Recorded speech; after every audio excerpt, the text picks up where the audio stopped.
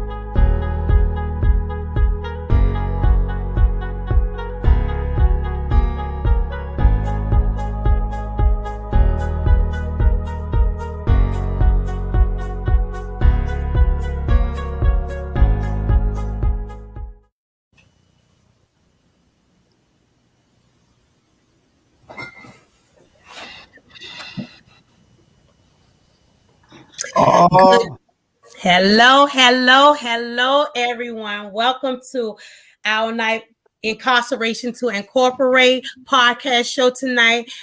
We have our two lovely guests, Miss Dina Dickinson and Angela Wright, on tonight. And Mr. Hall, how are you doing tonight? I'm good. I'm good. I'm on here with three awesome ladies. What else could I ask for? Yes, Three sir. awesome ladies, and then I ain't got nobody in here but me. What man wouldn't want to be around three women? You know, then I got AB coming in a minute to spoil it. Julius is on vacation somewhere, goofing off. I don't know where he at, but he won't be with us tonight. But we're gonna make it do what it do. AB should be in a minute. I sent him the link.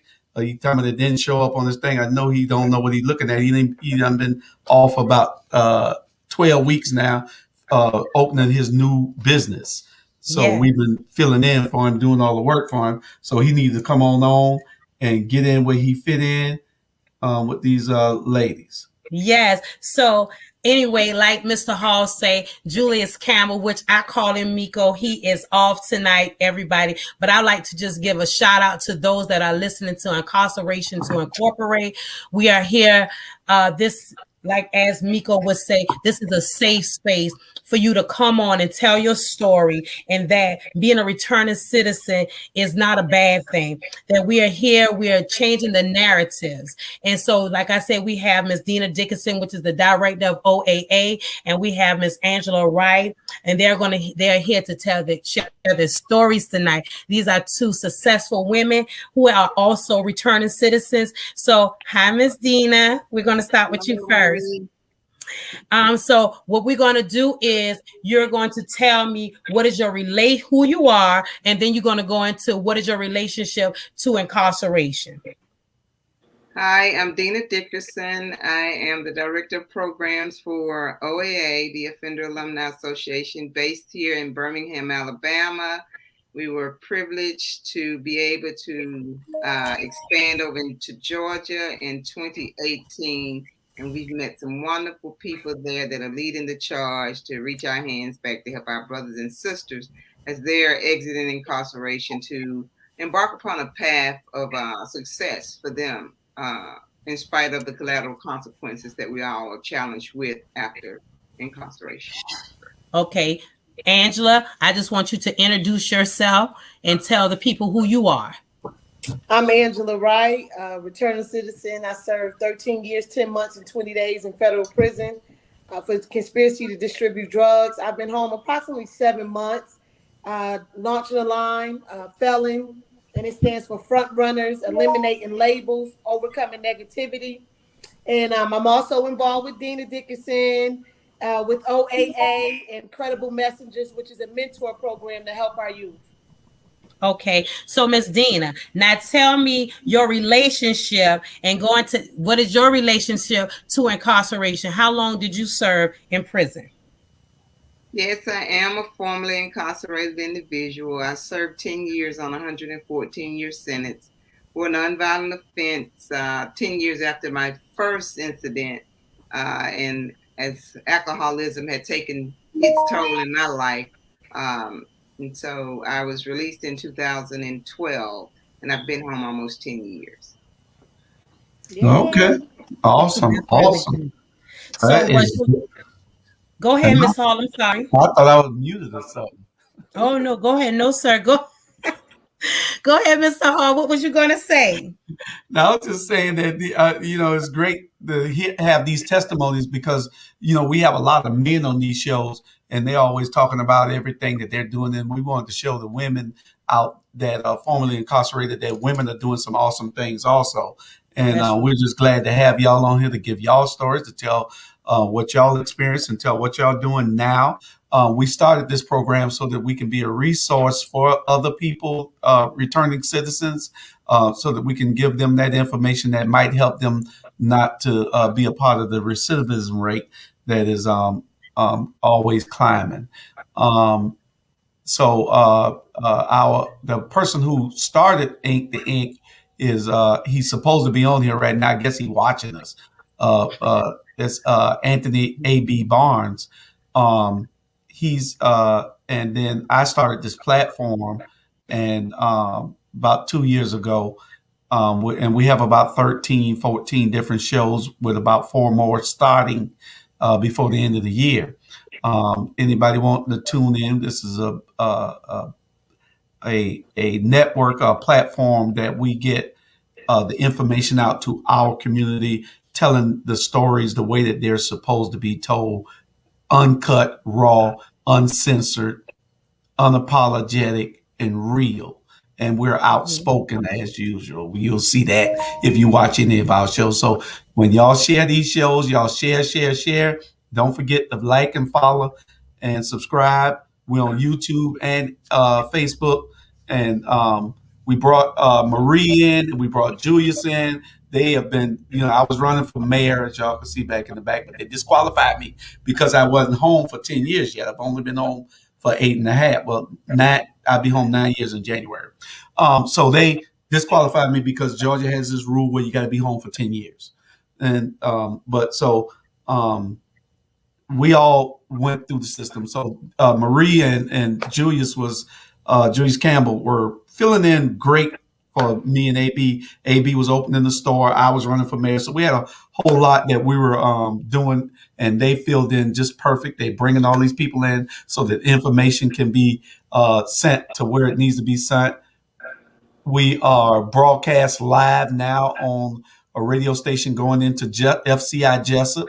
But that's a men's prison. We need women to hear this also. We need everybody who's a ex-offender to hear this, a returning citizen, so they'll know that they don't have to give up. Y'all's testimonies will be part of what we're showcasing to these people to understand that you can go anywhere from the day you walk out. You don't have to worry about going back in if you do the right thing. Go ahead, Marie. I know I talk a lot. Go ahead. No, that's fine. I'm so glad that you're talking, Mr. Hall. Anyway, it is so often said, Dina, that, when we come home from prison that we are bound to go right back. But that is not the case. So I just need to know, I understand that you're the director of OAA, but when you came home, when you came home after doing 10 years, was your transition easy? Was it smooth? Was it hard? Can you explain that to the people? On the outer, I think it was smooth. People was witnessing me moving forward in a way that looked like success, but what they didn't understand is that I was going through a mental and emotional transition after being gone for a decade and returning, as I've often put it, as someone that even myself wasn't used to. I didn't know who I was on this side of freedom, because I had became something. I had built some character, worked on some inner things that I had carried with me for quite some time, some of the traumas, healed from some of the past things that I had gone through, and coming out to embark upon a journey that I had never been on was difficult and challenging. And what I found easy was my faith, and persons were placed in my path to help me along the journey. And 2 years after I came home, my parole advocate actually invited me to a luncheon where our founder, Deborah Daniels, pitched her vision. Where were the formerly incarcerated individuals that had moved forward successfully? And why weren't we reaching back to help others as ourselves? And I asked when we were going to start. And so we started a support group first, create a network of individuals that had been incarcerated that will help reduce recidivism and empower individuals. And so to meet regularly, to share in our dilemmas and our challenges and come to a solution. And so, Angela, I want to ask you the same question. Was your transition smooth or hard? Did you have the support of your loved ones? Can you tell us about that? Yes, my transition, like I said, I've been home approximately 7 months. I was released a little over 7. I was released January 13th through the my compassion release because of the COVID hit. And I filed for compassion release. The judge granted it or whatever. But my transition hasn't been hard. I have a great support system. My mom and my dad, foremost, they supported me throughout my whole entire incarceration, and then coming home, I, was welcomed with, loving arms. So I had somewhere to go. Financially, I was okay, and it just wasn't really hard. And then another thing that didn't make it as hard, I never believed that I would do 30 years in prison. Right. So even though being there, I still prepped and prepared mentally, and would tell myself and have a vision of things that I wanted to do when I got home. So that way I wouldn't be, pressed or, or searching. I knew I had my mind made up. I knew what I wanted to do when I got home. So it was just about implementing once I hit the streets. So Dina, Angela, thank you for that. So Dina, OAA stands for Offender Alumni Association, right? Can you explain that organization to everyone? Well, OAA is an organization of formerly incarcerated individuals and their family members and supporters thereof that was started 7 years ago by a former offender to create a community of individuals that can support each other in our transition. It grew out to become something that we didn't see at first. We only saw space that was going to be safe, somewhere where we would be able to meet and where we would be able to talk. And a family member showed up one night with her husband, and she said that she was with him when she introduced herself. I mean, that was her identity. I'm with him. And I remember thinking that's how our families were when we were standing in front of the judge awaiting sentencing. Right. They were with us, right? And so how family members are incarcerated, as well as the aftermath, the shame that comes with it. And how is it that we can create that same thing that we were receiving amongst ourselves for the family members that oftentimes had some things to say, but would be bashful because their significant other was there, or they were ashamed. Right. And so we created a family supportive community, and then we grew into going into the prisons to give hope to those that were waiting their exit, and sometimes the denials and all the things that we've experienced ourselves. Were able to connect with individuals on that level where they are. And we kicked off our youth program for those individuals that would be threatening justice involvement at an early age. And how is it that we can get in there to deal with them on a social and emotional level, something that we ourselves have been challenged with. And so after 7 years, we've been able to maintain and to grow and to become this national organization as we see it. Mm-hmm. And so we're just going from state to state, spreading our good news as far as you don't have to return to prison. Help is You do available. not. That's right. You do not. I am a living witness that you do not have to return to prison. Me, myself, Marie, I did 18 months in prison, and it was 18 months too long. Okay. But it was a learning experience for me, something that, like I said, I never want to do again. And that's why it's not hard for me to reach back and to want to give to the younger people that I see that's going the wrong way. It's not hard for me to say, don't do that. Or let me tell you my story. And then once somebody hear your story and they see that you're going through what they've been through, or that they're going through, they kind of think about it. So, Angela, so what are you doing now that you're home? You're home and you've been home for 7 months. So tell me some of the things that you have been doing. Okay, I launched my t-shirt line when I first came home and had an opening for that back in April. Mm-hmm. And like I said, it's an acronym. My company is called Felons Rock. And, you know, people be like, Felons Rock, because we do rock, you know, and I just believe wholeheartedly that something that worked against you, you have to turn around and make it work for you in a positive light. So I can't be ashamed of where I've been, because I believe that it's part of my destiny of where I'm going. So I created this company, and like I said, a t-shirt line, launched my t-shirt line. And then I did a podcast one night, and I met Arthur Powell. And Art Powell was telling me, like, oh, you'll be great. You know, you need to, Dina heard it too. Not Dina. Dina, tell me our Birmingham. Miss Deborah. Yeah, Miss Deborah heard it. And she said, sis, I think it'll be great if you come along and join the team. So at the time, Dr. Danielle Wiley reached out, which is the DA that works for the Northern District of Florida. I'm in the District of Florida. That's where I caught my case. The Northern District of Georgia. And they were doing a summer intervention program for youth, trying to, you know, at-risk youth that were already in trouble. And they were trying to keep them out of trouble. So I got involved with that. And then through that, Credible Messengers. So now I'm an administrative assistant for Credible Messengers, and I'm part of OAA. And I just love the new family that I found, and helping the youth, you know, reaching out. The summer intervention went pretty good. And then now we're getting ready to do Tyro. I just was trained to do Tyro, which is a curriculum to teach younger kids as well about choosing a different way, a different lifestyle. So those are the things that I've been doing. And at the beginning of the year, I'll publish my book. And what is the name of your book?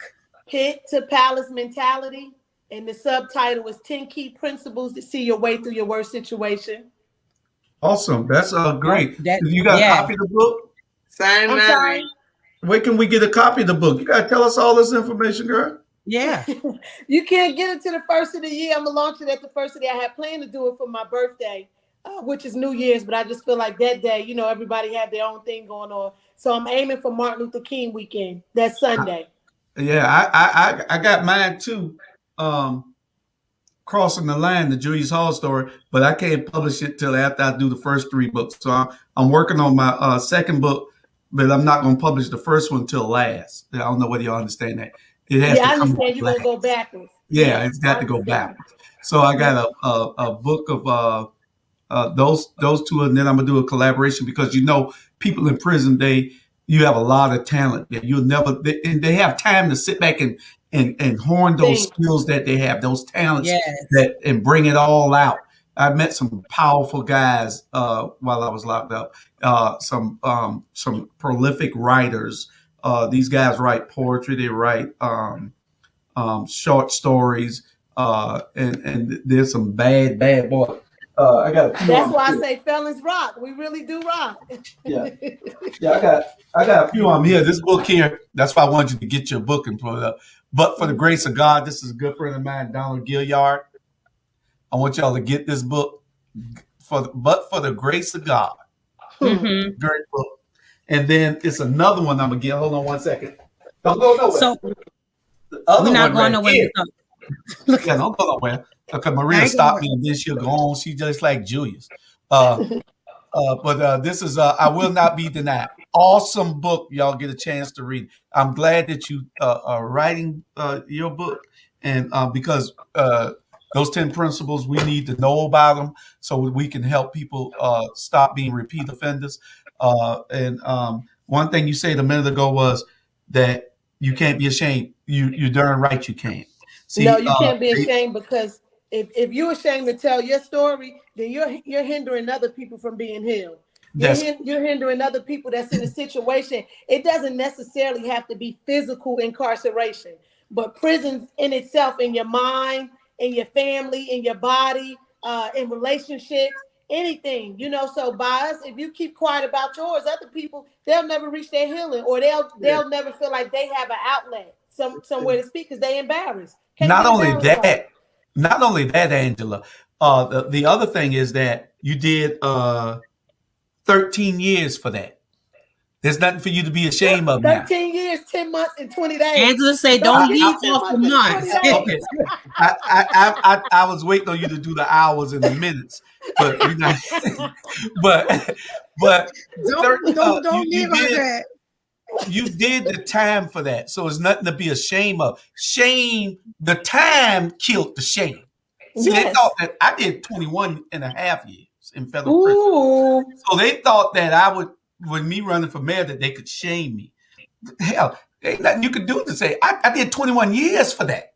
Yes. That's behind me. I'm not going to trip over nothing that's behind me. And once paid, a debt is no longer a debt. I don't owe anybody anything. But you know what, Mr. Hall, you say that, and that is the truth, right? You say that you don't owe anybody anything, and that is the truth. You don't. But why do society take that? The 30 plus years that the judge gave you, Mr. Hall served 13 years, some months and days. Mr. Hall did 21 years. Dina did 10 years. I did 18 months. Why do society takes that and hold that? They still use it against you, because Mr. Hall, if they didn't, guess what? You would be mayor right now. You are an awesome, brilliant man. You are very wise. So why do society take it and hold it? You know why? Because policy needs to be changed. Yeah, we do need it's some policy needs to be changed. It needs to be changed, because you done paid your debt, and if a debt is no longer a debt, why are you still holding me to that? Correct. Because it's also a mindset. Mindsets have to change, not just policy, but it's a mindset that's just passed down from generation to generation to generation over the centuries, over the years. So it's also a mindset. But that's why, guess what? It's people like Mr. Hall that's running for mayor, and Dina.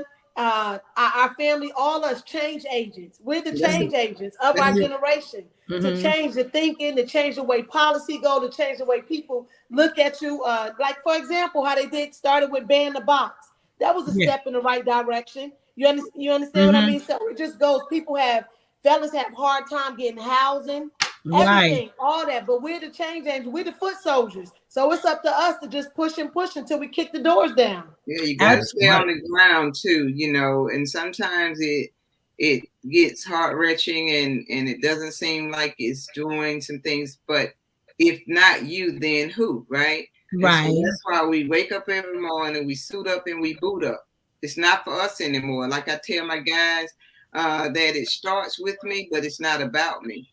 Right. We got to get in there and change and shift the trajectory. And so we are that beacon of hope for others that are behind the walls. And we're that light that says, hey, I'm not my past.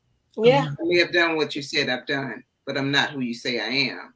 Good friend of mine gave me that nugget, right? And so we have to continue to say that. And we have to continue to say that. You ever been in a car and a song just came in your head and you just couldn't get it out your head, right? It's to that point that when persons hear jail or you were released, it doesn't go all the way to the negative. And that's what I've found is that when an individual hears that, oh, you've been to jail or you just got out of jail or released from prison, their mind goes all the way. It's not about what you did right away. It's whatever their mind take them to the extreme. You know what I mean?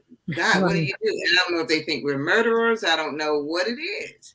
Well, the thing is to let your light shine so that it'll blind them. And when you let your light shine where to blind them, then you don't have anything to worry about. You just got to keep doing you, because that's what I do. I just do me. Everybody calls me, and I ain't bragging. I just left Jackson. I had to rush back from Jacksonville. I'm on a team. Look at a site in Jacksonville. I'm doing 1,000 things. I'm in demand everywhere in this county. I work different political campaigns for people. You want to get elected, you call me. But so I made myself accessible to people. I made myself a servant of my community, and y'all do the same. Ain't nothing can stop you. Don't let nothing embarrass you, because guess what? If you do, then it's holding you back. You can't let nothing stop you. You think I care what anybody say to me? Hell, I came home. I got a $250,000 house. I got married to a doctor. I got 2 brand new cars. I don't care. I built what I built from the ground up after I came home. You know, I'm not bragging. I'm just telling you, don't let my lights blind you. Don't let Right. it's gonna shine. I'm just doing what I do. This is what is in me. Y'all got to do what's in y'all to make sure that you be successful from this point on. And that's what it's all about. Nothing else matters, because if you let something else matter, then you go into depression. Yeah. You can't let nothing bother you. Do what you do.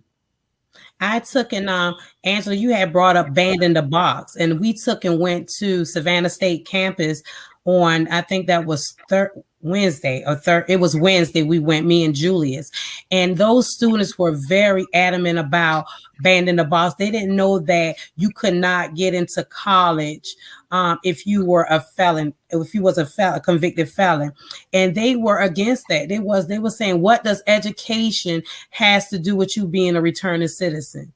And But don't you know, like in the federal system too, not to cut you off, they're also restoring the Pell Grant for prisoners to be able to get an education, you know, while they're in prison. And actually, one of my good friends, Montrell Carmouche, she's like a headliner of, you know, higher education for back in prisons and everything. So it's all, to me, it's all. I think there's been a shift, and time is just catching up with us where it should be. So I believe that things are going in the right direction, and we've come a long way, but we still have a long way to go. And we have a lot of others that are behind us as well, you know, and to be able to go back in and let individuals know that it's not just something that we're reading in the paper. It's not just some hot news for right now. People are really on the ground pushing these envelopes towards reform and toward change. And just hold on. And it's hard to tell a person to hold on, you know. Yeah.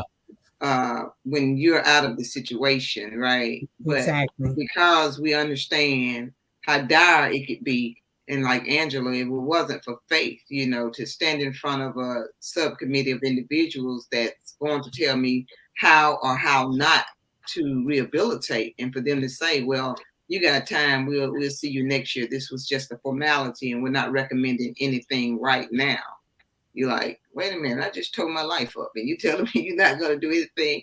And so to be denied a GED, a general education, and to be there 10 years and you wouldn't allow me to get a general education, and I had to pursue my education after incarceration. Wow. Right. So those are the things that we're challenged with. And then the things that about is that there's so many things that are similar throughout these United States, and yet the states are different at the same time. So on the federal level, they make sure you get it. No, if you don't get anything else, you get a GED, and that's because money is allotted to them. So every time a person gets a GED, the federal prison they get money. So that's one thing they do. They make you go. They make you go to class to get a GED if you don't have a GED. You know, and prison is for rehabilitation. I mean, your punishment is already, it's a given. You're away from your families, you're away from people that you care about, are the things that you're used to. So now, right, what we need you to do is utilize this time without distractions to get yourself together so that you can have a life of freedom and success, right? And like you're saying, total freedom, not just physical freedom, but a lot of us was in bondage prior to going into incarceration. Yes. Mm-hmm. Yeah, that is true. So, Angela, then they gave you, Dina, they gave you 114 years, right? Conspiracy, yes, to control substance crime. So ain't that something? Ain't that something?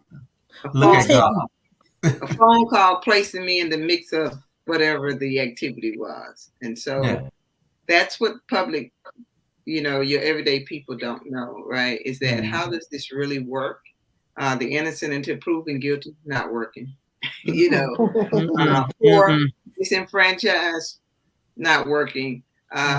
Paying for a lawyer because you think they're going to be fair when they just want to clear the books and let's close this out, and then you scare the attorney, right? And they say, well, what we think you need to do is just take this, and you're going to take 60 years. Come on, guy. What if not? And you exercise your due process, which is a trial by your peers, right? Which mine were a bunch of engineers, believe that or not. Like, okay, right. So.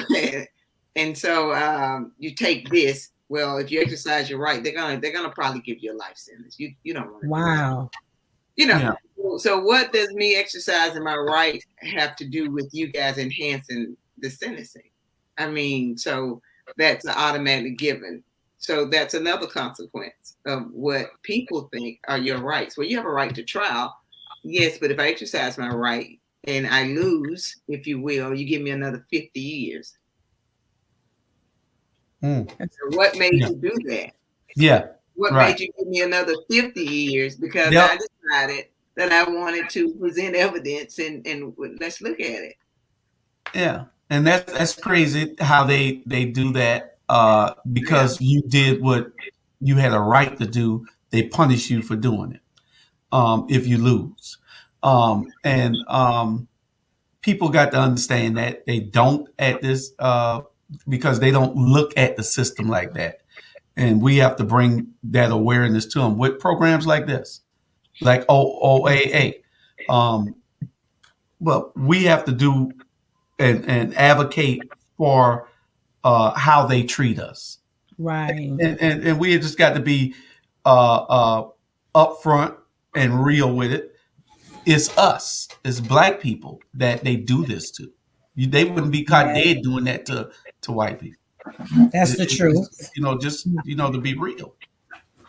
All this, and we try to look out and make it apply to all offenders. But when you look at it, it is us who are being disserviced in the criminal justice system, and we have to bring light to it. And until if we don't do this as a unit together on all levels, from the media to the programs to all the resources available, we're going to continue to be in that hole, and we're going to continue to be put away. See, they don't look at us as the person, all they look at is the number. Because, and I used to have this conversation with a bunch of my friends.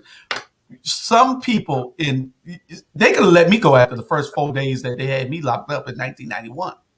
Wow. After the first 4 days, they had to worry about me ever again. They spent 21 years of my life for nothing, because I was reformed the first 4 days. I was I was a police officer. Okay. But it's some people in there that I met don't ever need to get out. Don't say that. I'm serious. Yeah. I'm serious. Don't ever need to get out, because those are the menaces to society that you just couldn't reform. Even after talking to them and telling them, man, that's not the thing, man. You don't want to come back in here. They don't care. So it's some people, that don't ever need to get out, but they don't look at that. They look at the number, and guess what? That person will beat you home. Yeah. Yes, they will. Yep. Yeah. And that person will beat you home. I've been in prison. Happened to me. Yeah, I've been in prison for 18 months, Angela, and I had a female who came to prison. I've been there 18 months, and she hadn't been back to prison twice. Oh, don't get. And I used to get so upset. I said, "Now, Lord, all they got to do is let me go." I did research on that when they would come back in. Yeah, I did research on that when they would come back in. What you found out, Dina? Huh? I said, what did you find out in your research? I found out that most of them return for most of the same reasonings. And so I started putting it in like a Rolodex in my mind, like, okay, I can't do that, right? Because they was like, well, see, what happened was. And so what I realized is that many people never had the intention of coming back, but they never got a mindset shifted or anything like that. And most of the time, it was the barriers and the challenges that they were faced. They didn't know how to reintegrate back into their homes. They went back to the same places.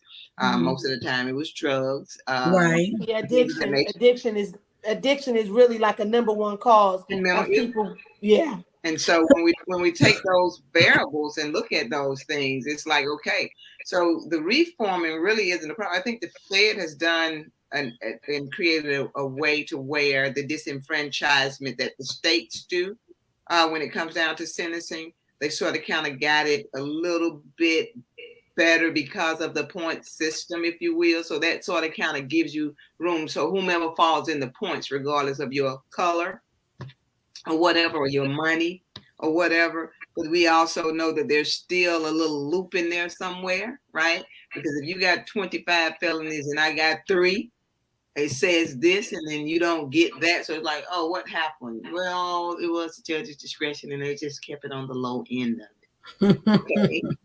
Yeah, that point system is something else I totally disagree with. I feel like it's a one, especially with the federal system. I can't speak for state, but the federal system, it's a one size fit all. And, and it's just a one size fit all. So they warehousing people. Here it was that I was like I said, the first time I had never been in any trouble. I didn't have a speeding ticket or anything. I had a misdemeanor for some marijuana. Not even it was like a blunt or something from when they kicked my house in one day. But here it is that y'all gave me 30 years and 4 months. But you'll let somebody else come along who's done God knows what so many times or repeat. You'll let them go before you let me go. Like when the CARES Act came out, I didn't qualify for the CARES Act. Now, how it is that I don't qualify for the CARES Act and little Mary Lou over here has been to prison 58 times, but y'all let her go. But I had to look at it that wasn't the way I looked at it is that wasn't the outlet that God had me to go. I ended up going under, but I'm just saying from in my flesh, I couldn't understand it when it was going on. When I was looking around saying, how is everybody getting out of prison except me? I was a school teacher. I have an education. I come from a good family. Father, pastor, mom is a nurse. Like it just wasn't. To me, it was unfair and it wasn't right. But I also did exercise my rights. So when you do that, you make them a little upset. I didn't play that game. They wanted me to cooperate with them. Basically, they wanted me to do their job for them and point the finger and get other people locked up. And it just hard as it was because I had a 10-year-old at the time, and as hard as it was, that was a harder decision because it was like, are you choosing the streets over your child? But it wasn't that I was choosing the streets. I was choosing what I was raised on and what I believed. And my parents instilled in me, if you big and bad to do something, you be big and bad enough to handle the consequences. Right. So although my so-called boyfriend at the time, testified against me and friends and, people who didn't know me, I still did what I was brought up to do. And that was to keep my mouth shut. And I went on the trial and, they did what they did. But in the end, it worked out. It worked out the way it was supposed to work out. I'm not bitter. It's over and I'm here and I'm living life. Yeah, so, that's me. Angela, so your ex, so because I know it's over. Your ex, so is he incarcerated or is he home? Girl, I ain't incarcerated and he told on me. No. Also, he turned federal evidence on you. Yeah. I can laugh about it now. I can laugh. It's funny now, but baby, when it was happening, it was not funny. No. He basically traded my life for his, and yes, he testified. He got on the stand. He pointed and testified against me. He was like Nino Brown. He actually that was his second time in trouble. So he was automatically facing a mandatory minimum of 20 years. He was supposed to get 20 years. They told him, hey, if you tell on her, we'll cut your time. We'll give you 10. So he told on me. They gave him 10 years, but I think it did the crack law. He ended up getting the crack law. They wouldn't give it to me, but they gave it to him. Mind you, he ended up being my co-defendant. But I think he might have ended up serving 4 years, maybe. Wow. Yeah, he probably ended up serving, 4 years or whatever. Right. Wow. Sound like my story. I'm like, I'm almost having a trauma trigger sitting here like, wow. how did that happen? But absolutely. Yeah. And I was, you know, it was really hard. You know, cousin, you know, one of my cousins testified against me, and it was really hard. But I just had to get to a point in while I was doing my time, and just realize that I had to forgive. I don't have to deal with them now. I don't have to talk to them. No. Yeah, I don't have to talk to them. But I did have to come to a place of forgiveness, and I had to remind myself that Shay, if you know my nickname, Shay, if God can forgive you, you can forgive them.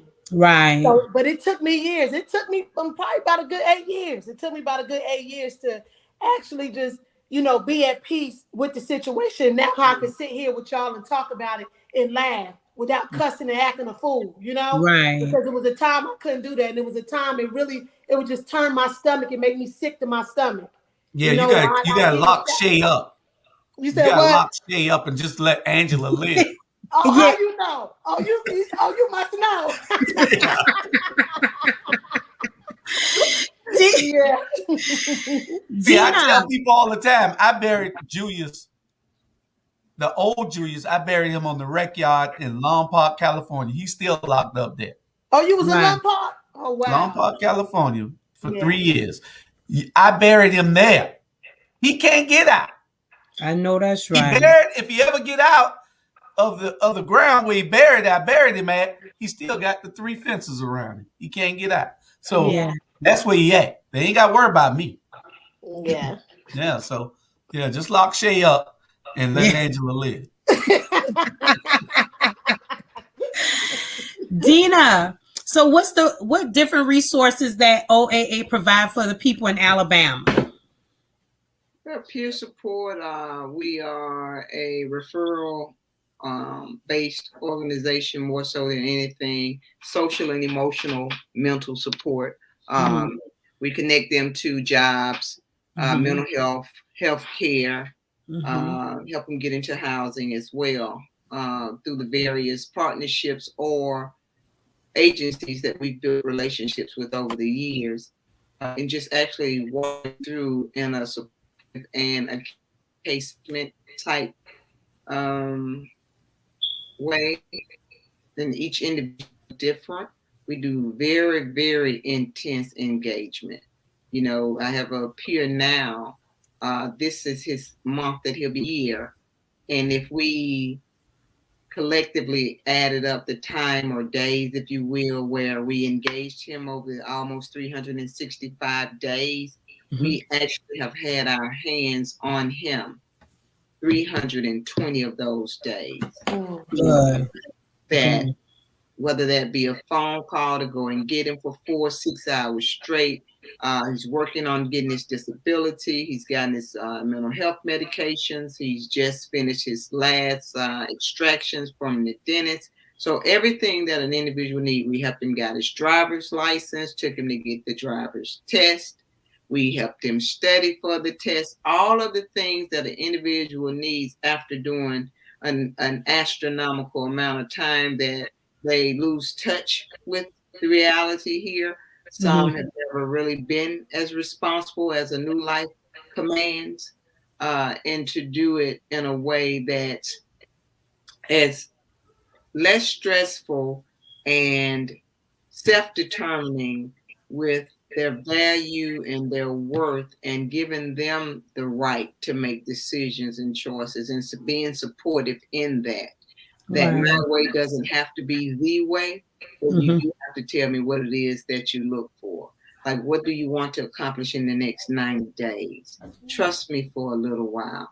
There's going to be a substance issue that's there. Everybody isn't AA or NA. Everybody isn't church. So what do you do with those different individuals? Well, the main thing is food, shelter, and clothing, right? According to Maslow, let's see how to get you there, right? And we can continue to grow with you. And so that's what we do. And being a voice for those that are still behind the fence, connecting space so that they can go ahead and start, because relationship building is key. That's right. You can be a relationship, add to their value and worth, and let them know that they are worthy of your time, your attention, your investment, because we need to start investing in people and not buildings. That's it. I like that. You will not invest in people. Yeah. Right? You will not abandon ourselves and our own ideas for the sake of someone else. Angela was talking about forgiveness. Forgiveness is something talk about, and it's an ideology, but it's not something that people actually practice. Yeah. Right. You know, and that's for the mass. We just don't, because we have a bias, and so and that's what we tend to go on. And I hope I answered your question. Yes, like I'm so glad to be a part of OAA. And here in Savannah, me and Julius, which I call Miko again, I say, we take I love Miko. We take and encourage, educate, and empower, because just like Dina say, nobody can do it alone. And it's connecting the dots and helping people. And I love, if I don't love doing nothing else, I love helping people. I always want to reach back and say, don't do that. And come on, let's go along. I help you along. It's good when you have somebody you can go to help you along. You know, the question is, today, can we be a part of the solution? You know what the problem is, right? Right. So can we be a part of the solution, right? And if the pandemic didn't teach us anything, right, that we're capable of enduring everything. And so, and to be there. One of the things that I woke up to this morning, because I'm a spiritual being, is that love is the debt that I owe. I owe. That's good, Dina. Yeah, I owe. I like that. Yeah, it's the debt that I owe, right? Because in truth, that was the debt that was paid. Yeah. I like we don't want to go there, but listen, I'm free. Come on now. Let me out of there. I didn't have to. You know. And so my gratitude is in my actions. You know, because I'm a very grateful individual for so many things on so many different levels. But I often tell people that freedom is a little bit deeper than our physical. And as we continue to live forward, right? Continue to live forward, we'll see those doors of freedom continuing to open. And we'll see that just how much bondage, you know, how much bondage we've had ourselves entrapped in. Yeah. Like Dina and Angela, when you all came home from prison, because I know you have children and you've been gone for 10 years, and Angela, you've been gone for 13 years and some months and days. I don't want to cut it out. How was the relationship to build back with your daughter and with your children, Dina? My God. Wow. You know,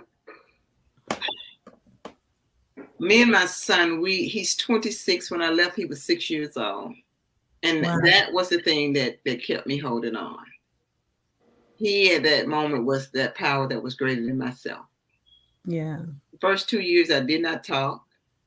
It was just a lot of self stuff and a lot of reading and just a lot of, you know, and it was isolating, but it was something that I needed, right, to meet me again, that little girl that I left and abandoned at 6 years old. From a trauma that I experienced with my mother, walking in on her, attempting suicide. And I realized that history had repeated itself. I abandoned my son. Right. I left him with those issues at 6. His walls and stuff went up too when I was mysteriously just taken away and, well, what's going on? And she's in school or she's at a job.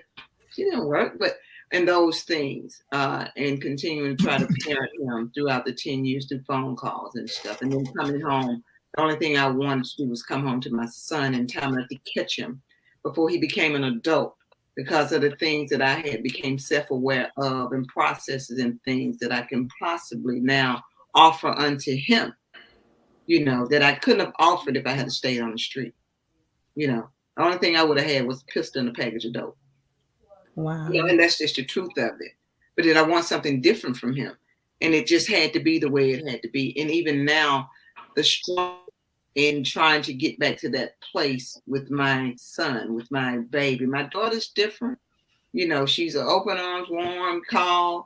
But with him, the love itself is our foundation, right? And to engage him now as a young man and to pour into him and, you know, to be intentional. But the first 5 years coming home, it was I was skeptical. Some fear was there of rejection, right? But nevertheless, courage had to be there because there was some stuff we needed to talk about, not for me, but for him. And even now, that's the space that I remain in. I understand that it's not about me. It's about whatever I'm not going to allow him to hold me hostage to anything. Right. At the same time, I do understand what he's going through. His responses are coming from that space. Right. And so when those doors open, that I can drop a nugget here and drop a nugget there. And now we're talking about principles. Now we're talking, can you be patient in spite of your feelings? Oh, I like that. When you own up to your stuff, right? Because now we're talking about accountability and responsibility. Now we're talking about love, right? Right. Ultimate, right? When I abandoned myself now for the sake of him. Can I do that one? Yeah. And I die to me daily so that he may live and be a father to his children. Can I walk him in the process regardless of how long it's going to take and how much it's going to hurt? Can I truly be a mother this time? Right. And so that's what we are. He loves his mother, though. He'll cuss and text, won't curse me out. I say a cuss word on a text, won't do it in my face. And 30 minutes later, I think the man bipolar. I love you, Mom. Don't you call her? She won't let me see my son, so don't you call her. So I wait to respond, right? Yeah. Because I gotta think on this, right? I can't respond. Right. Yeah. And I said, man, why do I always end up in these emotional wars that you're having? My only concern is the care for my grandchildren, that they don't hurt and go through things because their parents don't know how to parent apart, separate. So what I probably need y'all to do is get some counseling and some parenting until y'all can figure it out. Matter of fact, I'm just going to keep praying until we talk. I love you, son. I just stop in a text like that, right? Right. 2 minutes later, man, the man hit me with "I love you too, Mom." Oh. You know what? So that's what my parenting has been like. But it's still a joy to be able to do that one on this side. Dina, we had a question here. What do this program have to help state inmates that did time who can't get jobs and resources in Atlanta? Yolanda said that. We do have a person there. Logie Ruffin is our program manager there. You can reach out to Miss Angela Wright. She can be a liaison as well to connect you to the other messengers as well as the resources that through our different partnerships that are in Atlanta. Urban League is there. City of Refuge is where we actually have an OAA hub in partnership. Yeah, we meet every Tuesday night, 5:30 to, I'm sorry, not 5:30, 6 to 7 p.m. Okay. Anybody's welcome. Yeah, anybody's welcome. Okay. Well, and the thing is, I guess we got to have what needs to happen because these resources need to be in everybody's hands when they leave prison. Yeah. What we need to do is try to find some way that when a person leaves and goes through R&D, when they're leaving and you're checking out, yes, the packet needs to be in their hands so they can know where they need to go at for help. R&D. And we have to try to reach these people through other people and everything.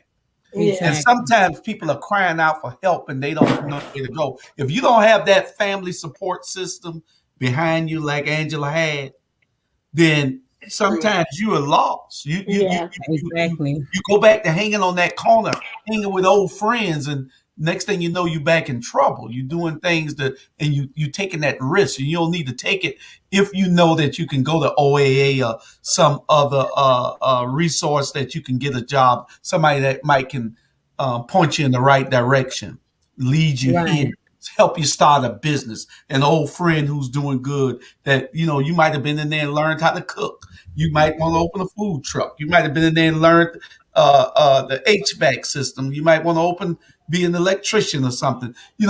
Somebody needs to help these people when they get home so they can lead them in the right direction so they won't fall off the map. And I think the system is failing us. And what we do know is that we are a resource for ourselves, because the myth is that won't nobody hire you because you're a felon. Yes, they will, because we're working. They will. That's right. We're working. And so if we're working, then we say, well, look, you can put an application in over here or over there. At least you know where employees are felony friendly. I did drop our website. They can go on there. They can get their family members pre-exit to go on there and fill out a form that we have on the website. That's our Friday night virtual meetings that we have. That's hosted out of Atlanta at 6 o'clock. Angela, is it? Yeah, 6 to 7 at City of Refuge, 1300 Joseph E. Boone Boulevard, and that's in Atlanta. Okay, that's Tuesday. That's in person, and then there's a virtual support meeting on Fridays at 6. And so I put the Zoom link there, and family members are welcome. All are welcome, and fire those questions out there because we are here for each other. That's the sole purpose of OAA. It is for that individual that's exiting. There are some that's falling through the cracks that's been out a while and just don't know. Exactly. And so there's always someone that'll be able to answer questions or direct you in the right direction to get you to where it is that you're trying to go. One of the biggest things that individuals don't do, and that's exercise patience. Right? Yeah, I was going to say a lot of people too. It's so easy to get discouraged when you're trying and no one's calling back, or you didn't get that job. But the key is to stay consistent and not give up. It's just like when you was in prison, you didn't give up. You had to keep going. You had to make yourself, even when you didn't feel like getting out the bed in the morning and your feet touching that cement floor, you had to make yourself get up and go on about your business and about your day. So it's the same thing I say to anybody listening now, and who's discouraged or just seem like they not finding their way. You got to use that same tenacity. You got to go. You got to get up and go. You got to grind. You got to hit it every day. I don't care if they say 10 times they deny you or they don't call you. Guess what? Go again. One day somebody gonna call back. One day somebody gonna give you a chance. You just have to. You can't give up. You know how many times I got denied? Man, those people thought I was crazy. I wrote Obama so many times. The White House should have just told me to stop writing them. People thought I was crazy, but I knew one thing that I was not going to do, and that was going to give up. I felt like I wasn't meant to sit in prison 30 years. Well, I was 30 years old, sentenced to 30 years. No, it wasn't easy. It wasn't easy. And many times I would get in that shower and I would cry. But guess what I didn't do? I wouldn't give up. So I just say to my fellow, felons or people who's not even felons that's going through right now, you can't give up. You got to keep going. You got to keep going. Tears in your eyes, just keep going. Exactly. That's good stuff. Yeah. Keep going. Yes, I need to see that on the back of one of those Felon Rock t-shirts. Just keep okay. Why don't you tell everybody how they can get in touch with you, Angela, and just tell them again about your book. Tell them how they can order your t-shirts, where they can go on your website or your Facebook page. This is what we're here for, to network so that we can get everybody to understand that it ain't over. You can, and also your toothpaste out wrong. How Julie said. Guess what? Thank you, Mr. Hall, because guess what? I thought I was going to have to try to plug it myself. No, but the t-shirt, the website for the t-shirt is www.felonsrocks.com. That's www.felonsrocks.com. And I also sell a whitening toothpaste that's really, really good. Got to really, really good. And you can my Facebook page is Felons Rock as well. And if you look interested in toothpaste, you could just hit me up on Facebook. Instagram is Felons Rock as well. You can reach me on Instagram. What? Excuse me, Angela, for cutting you off. I think you should link up with AB. AB got a store. He sell clothes. He can sell your t-shirts inside of his store. Okay, speak it. Okay, go on and do it. Go on and do it. Yeah, he just said that his link was blank. Mm-hmm. His link was blank and he couldn't get on. I sent him the link 3 times, and I sent it to you on Facebook too, AB. I don't know where he at. I'm gonna send you his Facebook page. I'm gonna send you his Facebook page, and he has 2 stores in North Carolina, and you need to get in his store. And I'm telling you, you're gonna blow up, Angela. Okay, all right, okay. Now don't speak it. I receive it. It's coming. And I hope y'all have me back when that book get ready to come out. And, We're gonna have you back whenever you're ready to come back. You know. and That's Mr. right. Hall, I expect when you going around campaigning and politicking, just have that book in your bag. Just look out for Hey, the hey, we're gonna have a book show that Marie is gonna be getting up after a while. We're gonna have a book show, so y'all bring your books. Everybody that wrote a book, we're gonna have them on show. Well, we can't put, but about if it's four of us on here hosting, we can't have but 6 other people. So we're gonna bring 5 or 6 people at a time, and we're gonna have you showcase your book, like these books. Mm-hmm. You know, these guys are friends of mine, and they're awesome writers, awesome speakers. Both of these guys here are awesome speakers. This guy here puts on God's Trombone. It's a play that y'all got to see. God's Trombone is just an awesome play. Y'all look him up, Donald Gilliard. And this brother here, he's a prolific speaker, being asked about, they asked him about him all over the world. He goes from one end of the country to the other, speaking as a motivational speaker. Awesome brother. But get this book and read it. I will not be denied. Bad boy. This is my boy. Y'all get it. I'm serious. Also, before we leave, before we go, you said they can hear this at Jessup? Yes, ma'am. Okay, well, I just want to say to my brother Darryl Vaughn, I love you. He's there. He's serving a life sentence. He's my play brother, but I love you, and hold your head, and your day coming. Don't give up. And also, I just want to say to family members and friends and stuff, if you have someone incarcerated, especially at this time of year, okay, you might not want to sit down and write a letter, but please at least send a card. Send some pictures. They have apps now where you don't even have to go print the pictures out yourself. Mail call is so important in prison. I think yes, it is. I had a great support system. One girl used to tease me all the time because at that time I had been in prison 10 years, but my name was on the mail call list every day. And she used to say, I think you're sending yourself mail, but I just had a great support system. So right. I encourage, or I implore everybody, if you know somebody that's in prison, the holidays is a really, really hard time in prison. People start to get depressed because they want to be home with you want to be home with your family. So if you have someone that's there, please send them a card, send them some pictures, send them a couple dollars. It's Christmas time. I mean, $10, $15, $25, just send them some money, but don't forget people. Don't leave them for dead just because they're not here and they're not in your face. Try to just do the right thing by, people you was friends with or your loved ones or whatever. And I just want to thank you guys for having me. I love my sister Dina. I didn't know we was going to be on here together. I think that was Marie's plot. Okay. Yep. And I think Marie found her a good co-host for when we are absent. She could call you because you could talk. Dina, tell everybody how to get in touch with you, darling. All right, you can email me at ddickerson@offenderalumni.org. You can find me on Facebook. That's Dina OAA. You can call me at 205-901-485. What I am truly known for, if nothing else, is that I connect people. That's just my gift, and I give it away. I heard somewhere that seed will be given to the sower. So that's what I do. I sow. We had a sister that was on here the other day. She's a friend of my friend. What was her name? Sean. What the girl? She was on here in her park. She was in the park. Marie. But she needs to get in touch with OAA. I think y'all son of the OAA.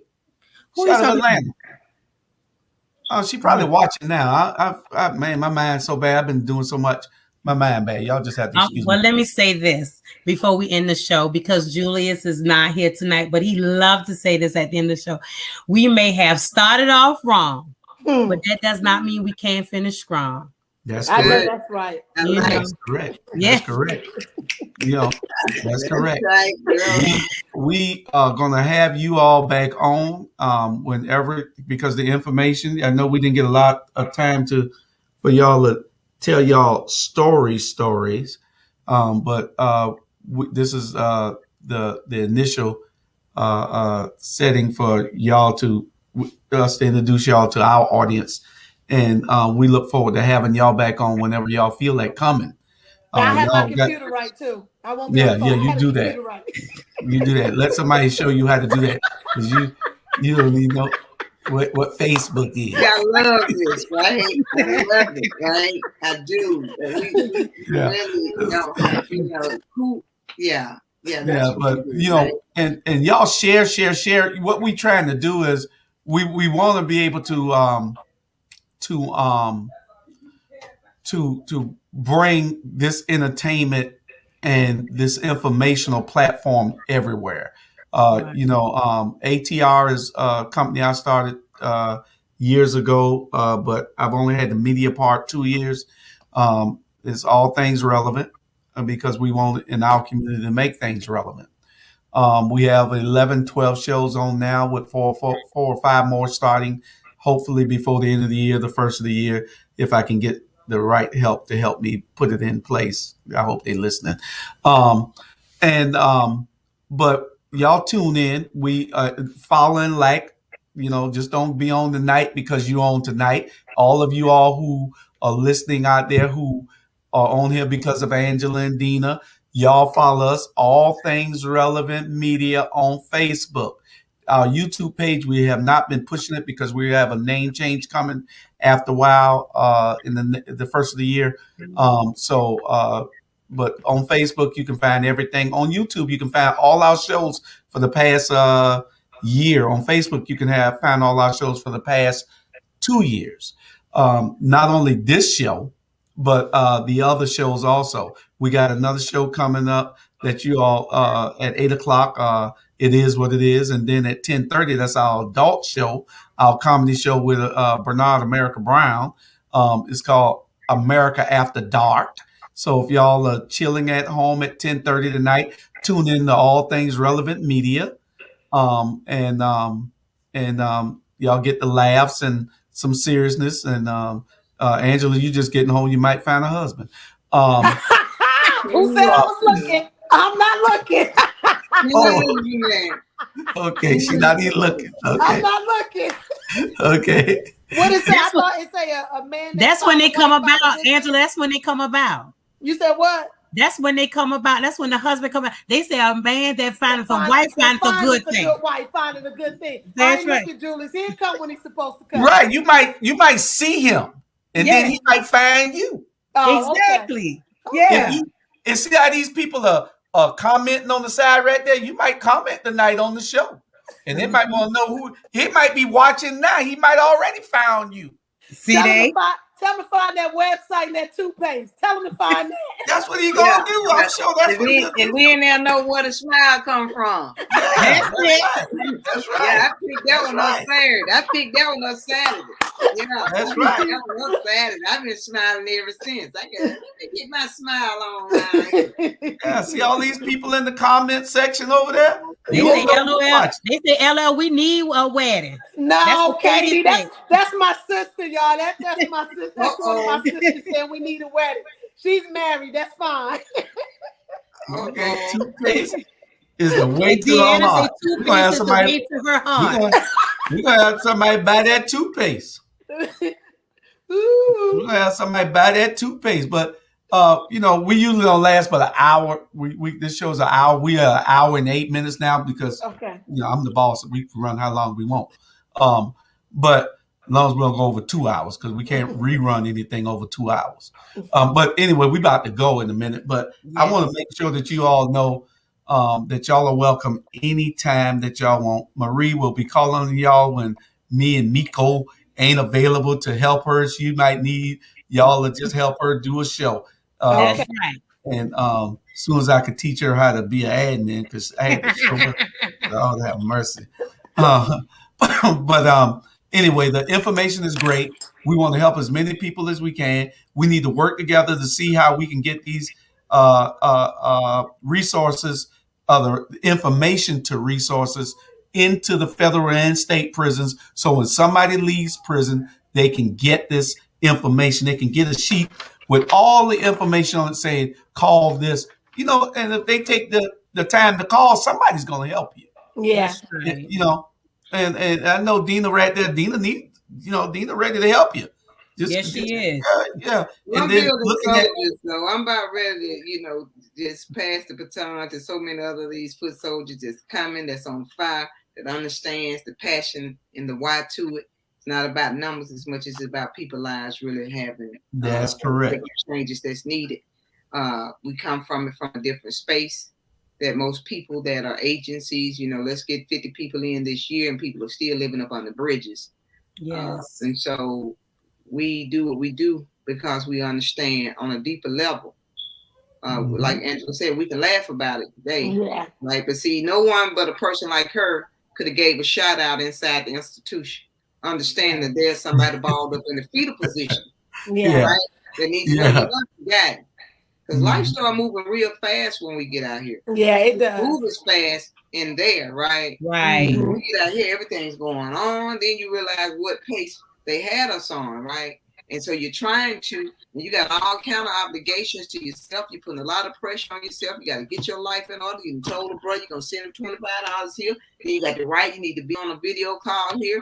And then you got other people out here that, oh man, and then you're trying to connect with family, trying to get reacquainted with children. You're trying to build your own career and your life back up. And man, but they're not forgotten. We are fighting a fight for us, you know what I mean? Yeah. Yes, ma'am. It's time for us to show up. They were talking about banning the box. People that are showing up for us need us to show up too. You know, that's right. We got so many different groups that's fighting for the person with the background and that's been previously just as involved, and we're not standing up. So we need to stand up for the brothers and sisters that don't know that life and life anew is readily available to you, and you just got to put the work in and hold on. We're looking for you. Yep. That's just what we do. We spread good news to Marie and Julius. They got it, the heartbeat. They're like, hey, we need to start one of these in Savannah. Let's start it. Yeah. Yeah. Let's start with a full-time job and volunteering 30 hours a week. Me and another guy just did 37 years on a life without parole. Drove up to Savannah to support them and to start this effort. Yeah. We have the bandwidth, but grace. But grace. A lot of times we're going in our own pockets, getting things done. That's right. They're complaining to others for us, right? But they won't give it like talking about it to us. That's right. Because we got a job to do. You are absolutely correct. Yeah, because these kids out there, Dina, these kids out there are just I mentor some young kids, and these young kids out there, I'm just I don't even know. I'm lost for words to say what I am when it comes to them. I do all I can, and they still don't have this concept of I got I'm trying to do right and live. One told me, well, three of them I had yesterday helping me do some work. I pay them, take them out, and I have them doing work on all the campaigns and stuff that I have. And they're not scared to die. That's they seem like they're having this conversation. They're not scared to die. They say, so what if I die? What the heck? I can't comprehend it. I don't understand. I can't reach them to understand that you need to live. You not scared to die? Yeah, it's a different generation, but that's one of my main focus too. Children. Yeah, that's one of my main focuses. Children. Yeah. I'm trying to reach them best I can. We doing all we can. We got a network of guys that we're trying to get. Jabo, this is see what they used to call me in prison, lucky. I wasn't lucky. I was just good. But buy that toothpaste, Jabo. That's what you do. That's right, Jabo. Walker. Get that toothpaste. Go to Pelican. Send him the link, Angela, so he can get that toothpaste. He's where? I said send him the link. That toothpaste, www.felonsrock.com. Yeah, go to www. Get that toothpaste, Mike. He's in Dalton, Alabama. Dalton, Alabama. That's where my father from. That's where my case out of. Georgia. What's his name? Mike Walker Jabo. Jabo. Jabo. See him right there on there. That's where he at down there in Dalton. Yeah, Dalton. Anyway. That's where I be for the holidays with my aunt. Okay. Okay. See, y'all might be cousins. You'll never know. His last name not right. We not cousins. Going on, Julius. Yeah, Walker, right? Well, it don't make no difference. He might find your husband. You ain't been home for 7 There months. you go. Do you still, boy? You Okay, working the on husband. While you talking to your cousin Mike, you might the man might find you. Yo, you know what? Thank y'all for having me tonight. Good night, y'all. Tina, I love you. Love you, Dina. Love you, Marie. I love Julius, you, you know Chris. what, Guys, I really do. Let's keep this movement alive. Let's Okay. keep help somebody. All right. All right. Let's save We our appreciate y'all. We Okay. appreciate Thank y'all, and we what that Hey, is? I'm Who is ready for Dina? that. Deanna, that's one of my friends out of Indiana. She's man, she we said- bring toothpaste. Y'all bring toothpaste. Where y'all bring toothpaste to? Okay. Whoever she probably talking. Oh, she means delivery. Yeah, they keep you in the surrounding area. Mm-hmm. So I'm ready for Okay. that girl Okay. talk. And Okay. Florence laughing. Okay, Florence and Yeah, Florence is Deanna and Birmingham. Katie and That's my fault. Jabo. We just getting a shout out to all the people that are on here. Y'all go back and y'all watch the show, share the show, tell your friends. Like I say, don't make this the last time that y'all watching. We got shows 7 days a week. Y'all Yes. just tune in to All Things Relevant Media. We're building something here. And Katie said you're gonna get that wedding. I think about Katie. And it's in Alabama. We bring it to Alabama for the holidays. Come Oh, on, the Okay. toothpaste. Yeah, for the Christian. holidays. Drop Yeah. your info. Let me get that. Let me get Okay. that because we're getting ready to do some bags for the ladies at the work release center. What? Okay, Deanna, you heard that, Deanna. See, we're gonna make sure Yeah. Deanna ain't out there just talking. Deanna, we want you working. Why not? If we gonna spend our money with aim, Now, I'm gonna all y'all. you know. And you heard that, Angela? Yes, I hear. All right. Dina putting you on right now. Okay. Let's do that. You know, because that's what we're saying. We're saying we're building a network of individuals, creating healthy That's it. relationships. That's That's right.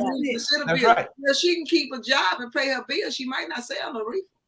Come on now. Nah, I'm gonna sell toothpaste. I ain't gonna sell no. You get my point, though. Yeah. I'm saying we want to help people, but are we helping people in a way that Exactly. That's why I say Angela. She putting you on. Yeah. Let's go there. All right. She said if she could buy AIM, she could buy the toothpaste from you. Yeah. I'm saying, Good night, y'all. let's go there. Good night. Good night, and don't forget, we'll have y'all back on soon because y'all were great guests. Okay. Yeah. And y'all All right. get that Thank y'all toothpaste. so Y'all much. buy Thank that y'all. Y'all be toothpaste. safe. All right. Make sure y'all buy that toothpaste. Good night. Yes, Good buy night. the toothpaste. Good night. Bye.